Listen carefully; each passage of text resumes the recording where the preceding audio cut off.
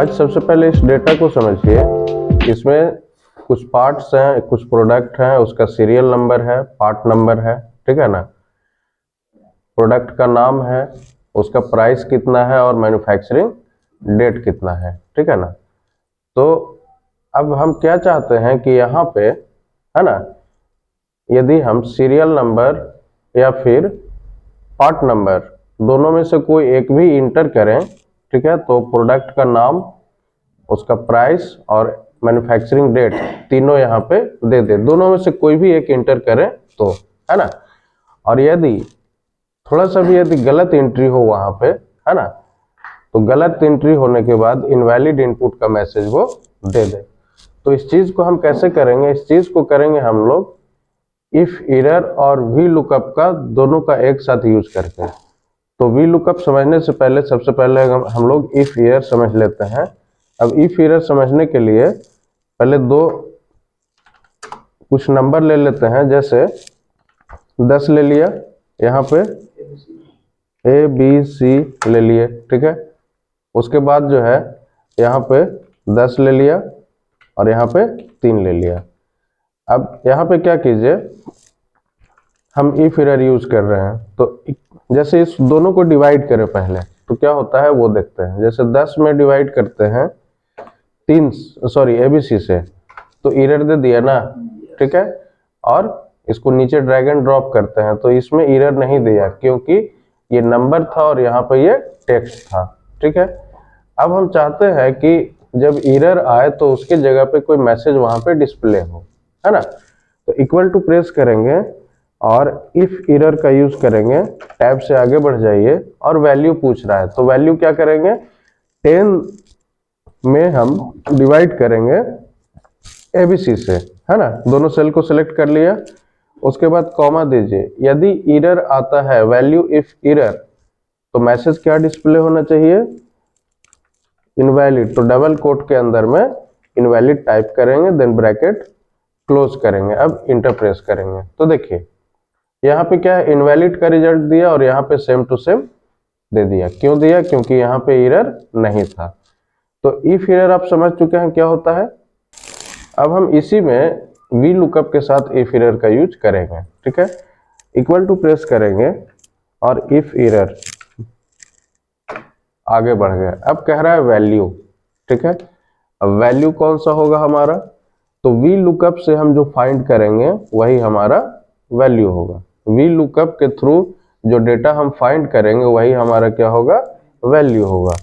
तो हम यूज करेंगे वी लुकअप टैब से आगे बढ़ जाएंगे। अब लुकअप वैल्यू क्या है, ये है हमारा। हम सीरियल नंबर और पार्ट नंबर के थ्रू डेटा को लुकअप कर रहे हैं, तो लुकअप वैल्यू ये हो जाएगा, कोई दिक्कत। उसके बाद कॉमा दीजिए। अब टेबल एरे, अब चूंकि हम सीरियल नंबर के थ्रू फाइंड आउट कर रहे हैं, तो टेबल एरे यहाँ से लेके यहाँ तक होगा। टेबल एरे सेलेक्ट करने के बाद कॉमा दीजिए, ठीक है। अब बी से ही हमने क्यों लिया, है ना, ये बी से ही क्यों लिया, क्योंकि हमारा लुकअप वैल्यू सीरियल नंबर है और V lookup left most column से काम करता है, ठीक है। अब यहाँ पे क्या कीजिए, कॉमा देने के बाद पूछ रहा है कॉलम इंडेक्स नंबर। अब प्रोडक्ट हमारा सीरियल नंबर के हिसाब से कौन से कॉलम में है, तीसरे नंबर में है, क्योंकि left most column serial number है। तो एक ये हो गया, 2 ये हो गया और ये 3 हो गया, ठीक है। तो यहाँ पे हम 3 टाइप करेंगे, कॉमा देंगे और एग्जैक्ट मैच के लिए 0 टाइप करेंगे, देन ब्रैकेट क्लोज, उसके बाद कॉमा दीजिए। चलिए अब फिर से हम इफ एरर का यूज करेंगे, ब्रैकेट ओपन करेंगे। अब फिर कह रहा है, अब हमें फाइंड क्या करना है, पार्ट नंबर के हिसाब से, ठीक है। अब हमें पार्ट नंबर के हिसाब से डेटा को फाइंड करना है। तो इफ एरर इसके अंदर में वी लुकअप का यूज करेंगे, टैब से आगे बढ़ेंगे। अब लुकअप वैल्यू हमारा ये होगा, कॉमा दीजिए। कॉमा देने के बाद फिर कह रहा है टेबल एरे, तो टेबल एरे अभी हम क्या है, पार्ट नंबर के हिसाब से फाइंड आउट कर रहे हैं, तो टेबल एरे सी से लेकर के एफ तक होगा, ठीक है। तो सी से एफ तक सेलेक्ट कर लिए। क्योंकि लुकअप वैल्यू हमारा क्या है, सी कॉलम में है ना। तो लेफ्ट मोस्ट कॉलम से लेते हैं हम।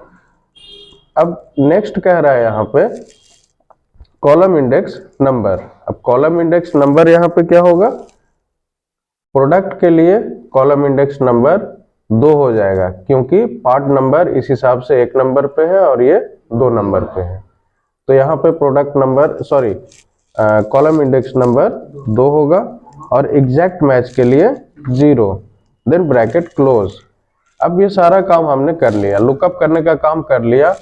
अब यदि एरर आए, इतना करने के बाद भी कोई यदि गलत एंट्री करता है और एरर आए, ठीक है, तो उस कंडीशन में मैसेज क्या डिस्प्ले होना चाहिए, वैल्यू इफ एरर, यानी कि मैसेज गलत होने पे क्या डिस्प्ले होना चाहिए, इनवैलिड इनपुट। हाँ, सही गलत कुछ भी लिख सकते हैं, ठीक है, जो मन है वो लिखिए, ठीक है ना। अब हम ब्रैकेट क्लोज करेंगे। तो इफ एरर यहाँ पे हमने 2 बार यूज किया है, इसलिए 2 बार ब्रैकेट क्लोज कर देंगे, ठीक है, देन इंटर प्रेस कीजिए। यहां तक कोई दिक्कत?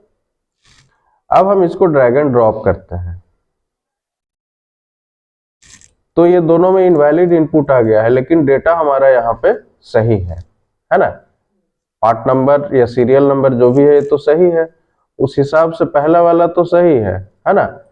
जैसे 47 डाले तो प्रोडक्ट का नाम आ गया, लेकिन अब समस्या क्या है, तो फिक्स करना पड़ेगा कुछ कुछ सेल हमको। जैसे माउस के लिए, माउस प्रोडक्ट के लिए हमने लिया था यहाँ पे I1 है ना, लेकिन इसमें क्या है, आपका प्राइस के लिए यहाँ पे क्या हो चुका है I2। तो सबसे पहले क्या कीजिए, जो लुकअप रेंज लुकअप वैल्यू है उसके सेल को आप फिक्स कर दीजिए। तो इसको हम फिक्स कर दिया, और एक ये है, ठीक है, इसको भी हम फिक्स कर देते हैं।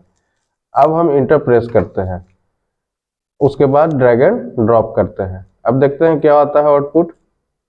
तीनों में माउस ही आ जा रहा है, अभी भी प्रॉब्लम है। अब क्या प्रॉब्लम है, तो देखिए यहाँ पे हम रो फंक्शन का यूज कर लेंगे 3 में, ठीक है, यहाँ पे हम रो फंक्शन का यूज कर लेंगे। अब रो क्या होता है, तो रो क्या काम करता है, जहां पे भी वो हमारा फंक्शन लगा होगा और तो उस रो के वैल्यू को रिटर्न करेगा। जैसे equal to ROW bracket open then close, तो यहाँ पे 6 आना चाहिए, क्योंकि रो नंबर हमारा 6 है। बात समझ में आ रही है? जैसे हम यहाँ पे इंटर करें तो कितना आना चाहिए, 9 आना चाहिए, तो 9 आ गया, ठीक है। यहाँ पे इंटर करेंगे तो 10, यहाँ पे भी इंटर करेंगे तो 10, कोई दिक्कत? जैसे यहाँ पे इंटर कर लें रो ब्रैकेट ओपन देन क्लोज, ठीक है। तो रो फंक्शन क्या करता है, रो नंबर को वैल्यू के फॉर्म में रिटर्न करता है। अब यहाँ पे रो नंबर हमको 3 लाना है, ठीक है, 3 लाना है, तो कैसे लाइएगा, तो F2 से एडिट कर चुके हैं। अब यहाँ पे ROW ब्रैकेट ओपन कीजिए, क्लोज कीजिए, तो यहाँ पे 2 आएगा, ठीक है ना। यहाँ पे क्या आएगा, 2 आएगा। तो यदि इसमें 1 ऐड कर दें तो 3 आ जाएगा ना, ठीक है। उसी तरह से यहाँ पे क्या है, कितना आना चाहिए, 2 आना चाहिए। तो इसको कुछ नहीं करना है, बस ROW टाइप करके ब्रैकेट ओपन देन क्लोज कर दीजिए, ठीक है। अब इस आगे बढ़िए और इंटर प्रेस कीजिए। अब हम इसको ड्रैग एंड ड्रॉप करके देखते हैं, ये हो चुका है, ठीक है ना। अब एक समस्या और है, डेट का फॉर्मेट यहाँ पे गड़बड़ है, ठीक है ना। डेट का फॉर्मेट MFD डेट गड़बड़ है, तो इसको क्या कीजिए, यहां से इसको शॉर्ट डेट में कन्वर्ट कर लीजिए। अब यहाँ पे कोई समस्या, इसको अरेंज कर लीजिए सेंटर में, यहां से इसको भी सेंटर में ले लीजिए, इसको थोड़ा सा कम कर लेते हैं, ठीक है। अब हम जब यहाँ पे कोई सीरियल नंबर जैसे इसको डालें, Ctrl+C से कॉपी कर लेते हैं और यहाँ पे पेस्ट, तो देखिए यहाँ पे क्या हो रहा है, उसके साथ डेटा वो चेंज हो रहा है, ठीक है। अब कोई पार्ट नंबर जैसे यहाँ पे डालते हैं,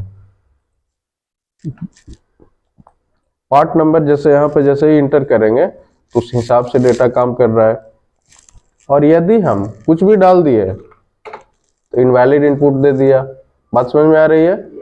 मतलब क्या हुआ कि आप यहाँ पे अब सीरियल नंबर और पार्ट नंबर दोनों के थ्रू फाइंड आउट कर सकते हैं। कोई समस्या?